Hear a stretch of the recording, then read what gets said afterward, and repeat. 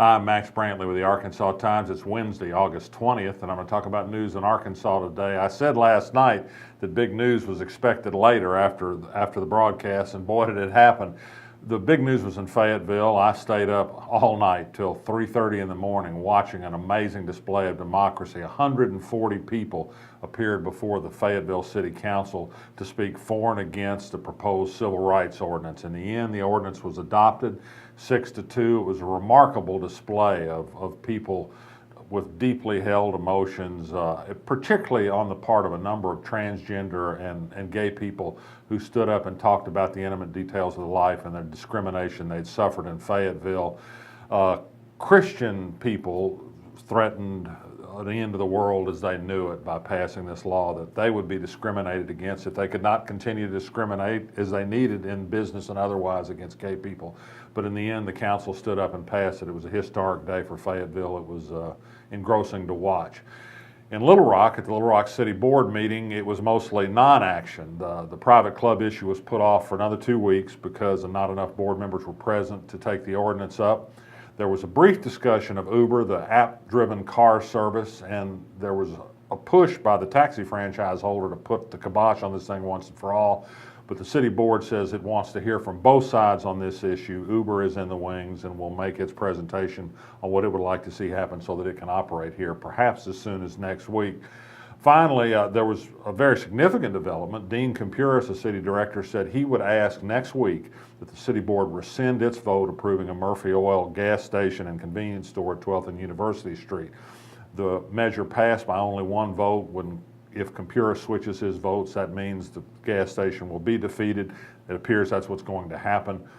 Mayor Mark Stodler, who'd been a supporter of the gas station too, rather curtly told Murphy Oil that it was not too late for the board to change its mind, and the fact that the company had spent some money on architectural plans didn't matter. The company doesn't own the land yet. It looks like the concerted effort of a number of neighborhood groups has beaten this convenience store proposal. There's going to be a study on the impact of these giant installations all over the city, and that's probably a needed thing.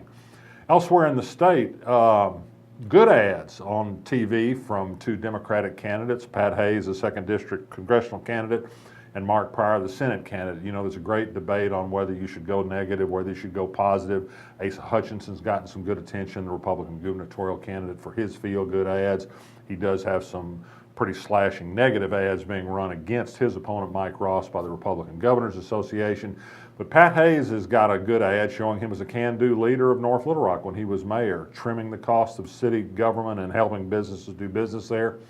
Mark Pryor, the senator, appears with his father, David Pryor, a beloved figure, talks about battling cancer and talks significantly about battling insurance companies which didn't want to cover the expenses of his cancer, and talks about his vote for legislation that prevented insurance companies from denying coverage to people with pre-existing medical conditions. He didn't use the word, but what Mark Pryor is talking about is that, yes, he voted for Obamacare, that terrible thing. It's been awfully good for people, and I think Democrats are slowly coming to grips with the idea that maybe there are more positives out there than negatives about this issue. Elsewhere in politics, Mitt Romney's coming to Arkansas to help Asa Hutchinson today and Tom Cotton tomorrow. Where else but Arkansas could Mitt Romney seem like a plus for your campaign? But in the state where Barack Obama is not very popular, you can see why it is. Elsewhere in the news, the Arkansas Lottery is going to have to trim its budget this year by another $3 million because the legislature wouldn't allow it to proceed with Keno-style games. This means yet another decrease in the amount of money available for scholarships. The program that once produced $100 million a year and provided 5,000 a year scholarships now is expected to produce only $78 million and maybe $2,000 a year scholarships. The scholarships have become nearly insignificant. And finally, an interesting story out of Jonesboro you'll see on our blog is a resignation of a Jonesboro Sun police reporter because of an ongoing set of tensions with the police reporter Mike Yates in Jonesboro.